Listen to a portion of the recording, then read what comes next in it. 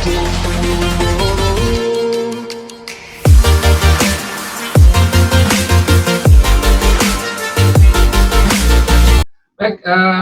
judulnya agak unik, tanam ikan. Ya, seperti kita ketahui bahwa kalau kita menanam itu bukan ikan yang kita tanam, tetapi biasa tumbuh-tumbuhan ya.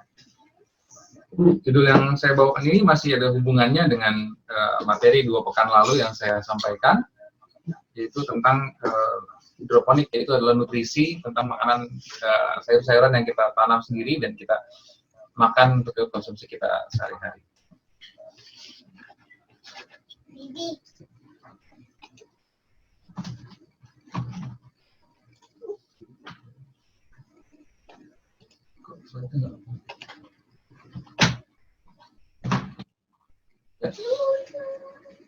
Masih ingat sistem hidroponik yang saya bawakan 2 pekan lalu?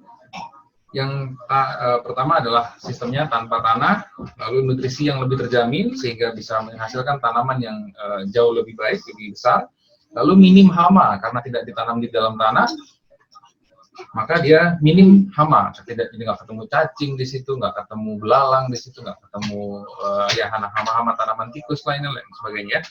Dan yang paling penting adalah efisiensi air. Kenapa efisiensi air penting? Ya, karena slide ini. Pada 2050 dikatakan populasi global atau seluruh dunia mencapai kurang lebih sekitar 9,6 miliar manusia. Pada saat ini itu sekitar 7 miliar ya populasi di seluruh dunia, dan 75% itu akan tinggal di daerah perkotaan. Oke, apa akibatnya kalau semua 75% tinggal di daerah perkotaan? Ini terbukti dengan bergesernya, dulu kita kenal dengan mission trip atau mungkin One-Thousand Missionary, tapi sekarang yang digaungkan oleh organisasi kita sendiri adalah city evangelism. Kenapa? Karena organisasi juga melihat bahwa tren sekarang ini adalah orang tidak lagi tinggal di daerah-daerah atau di dalam pedalaman, tapi mereka semua berurbanisasi ke area kota, area terpadat, ya, yang ramai. Maka itu akan menghasilkan kepadatan penduduk, lalu menurunkan kualitas tanah, karena orang semakin banyak, maka tanah akan semakin turun kualitasnya. Itu sebabnya kenapa ada penelitian dikatakan apel sekitar 20 tahun lalu itu memiliki, atau 25 tahun lalu itu memiliki kandungan nutrisi yang jauh lebih baik dibandingkan apel pada saat sekarang ini. Itu ada yang pernah meneliti, nutrisinya jauh di bawah dari apel sekitar puluhan tahun lalu, di mana tanah belum seburuk sekarang kualitasnya. Di mana sekarang semua membangun, tanah menjadi turun kualitasnya, dan sebagainya. Akhirnya menghasilkan krisis pangan, karena apa? Karena petani banyak yang berubah jadi buruh pabrik. Jadi tidak lagi bertani, tidak lagi bercocok tanam, kita menghadapi krisis pangan. Semua orang maunya kerja berdasi, di ruangan ber-AC, di gedung yang bagus, tidak lagi mau bertani. Maka kita menghadapi krisis pangan.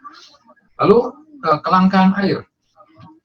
Ya, sebuah survei oleh FAO, itu adalah organisasi pangan dunia, di 2014 mengatakan 2030 kita akan mengalami krisis air, high water stress condition, jadi kondisi di mana sulit air, kelangkaan air. Ya, itu sebabnya makanya kita harus bersiap dengan bagaimana mengolah air sebaik mungkin.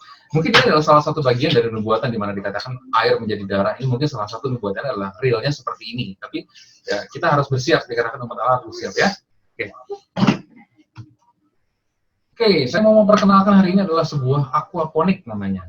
Apa itu aquaponik? Aquaponik adalah gabungan antara hidroponik, pola bercocok tanam atau pola bertani yang sudah saya sampaikan 2 pekan lalu, di mana tidak menggunakan tanah, tapi menggunakan media air, dengan nutrisi. Kalau hidroponik menggunakan nutrisinya dari bahan kimia, pupuk kimia, HB mix yang ada nanti ada di materi ya. Lalu kalau aquaponik itu menggabungkan antara hidroponik dengan aquakultur. Apa itu aquakultur? Adalah pola pengembangbiakan ikan. Ya, makanya di sini digambarnya adalah di bawahnya ada ikan, di atasnya ada tanaman hidroponik. Oke, perbandingannya apa bedanya antara hidroponik dengan aquaponik? Oke, pertama dari sumber pupuk. Pupuknya dari hidroponik adalah pupuk kimia. Sementara pada aquaponik sumber pupuknya adalah kotoran ikan yang diubah oleh bakteri menjadi nitrogen dan menjadi atau juga makanan ikan yang terlarut pada saat kita memberi makan ikan, dan tidak semuanya dimakan, ada mungkin sisa-sisa atau remah-remahnya itu berubah menjadi nutrisi atau pupuk untuk tanaman. Lalu pada proses pemeliharaannya hidroponik perlu menjaga pH atau kadar keasaman air dan juga kandungan mineral atau TDS air tetap pada kondisi baik. Sementara pada aquaponik kita hanya perlu memberi makan ikan. Ya, oke, karena ikan bersekresi menghasilkan kotoran, dan kotoran itu adalah pupuk. Pupuknya itu air yang kotor dibersihkan oleh tanaman, dan air bersih kembali lagi ke kolam. Jadi sistem itu berputar terus ya. Hasil panennya berupa sayuran kalau hidroponik, tapi kalau aquaponik bisa menghasilkan sayuran dan ikan. Karena tadi ada di bawahnya ada kolam ikan, di atasnya ada sayuran hidroponik ya. Itu sedikit perbandingan antara kelebihan dan kekurangannya hidroponik dan aquaponik. Oke, ya kenapa harus ikan? Kenapa tidak pakai hewan lain untuk dipakai hidroponik? Karena pertama, ikan konsumsi global, ini menurut sebuah penelitian Aquaculture and Fisheries di 2015 di Brisbane, Australia, dikatakan ikan itu memiliki konsumsi protein tertinggi di dunia. Oke, ya, world production di sebelah kiri kan ada world production, itu fish paling tinggi, ikan paling tinggi ya. Negara kita agraris, jadi kita mandiri dan kita harusnya bisa jadi pemimpin dalam hal ini karena kita negara agraris dan kita negara kepulauan ya, jadi banyak air di negara kita. Lalu dari segi pemeliharaan air atau dari segi efisiensi air, hidroponik itu hanya contoh ikan, aquaponik ikan itu hanya memerlukan 1.600 sampai 1.500 liter dibandingkan dengan biomasanya ya, dengan berat badannya itu.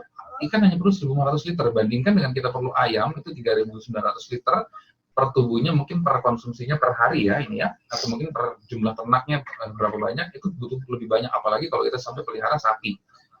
Jadi kalau ikan, kenapa? Karena ikan airnya tidak kita ganti setiap hari ya, apalagi dengan aquaponik ini airnya mungkin lebih jarang lagi kita ganti karena air dicernihkan dengan masuknya ke tanaman. Oke. Kenapa riset ini kok dilakukannya oleh Australia? Karena Australia itu negara gurun, banyak sekali gurun di sana, jadi sulit untuk mendapatkan air.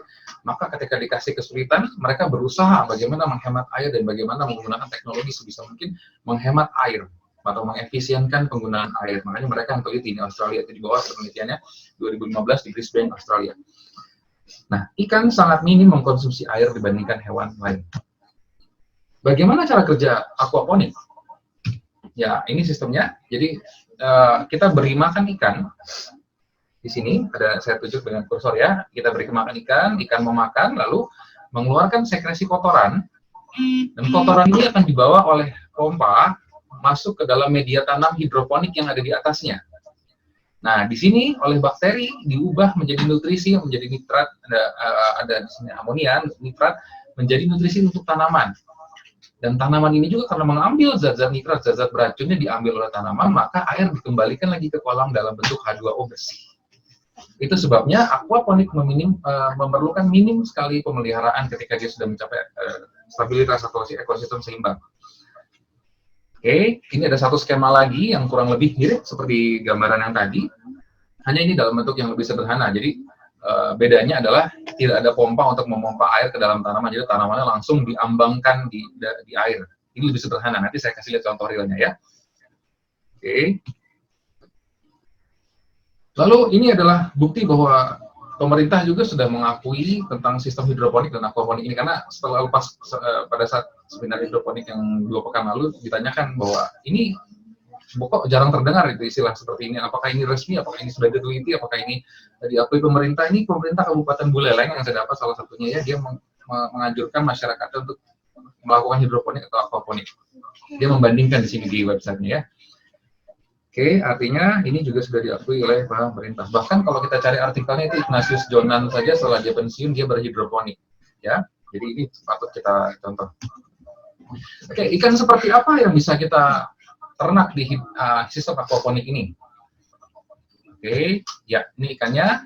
Nah, yang sudah jelas 2 ikan pertama mungkin tidak bisa kita konsumsi atau kita ternakan ya, karena kita tidak makan ikan dua ikan pertama, yaitu ikan patin dan lele karena dia tidak bersisik.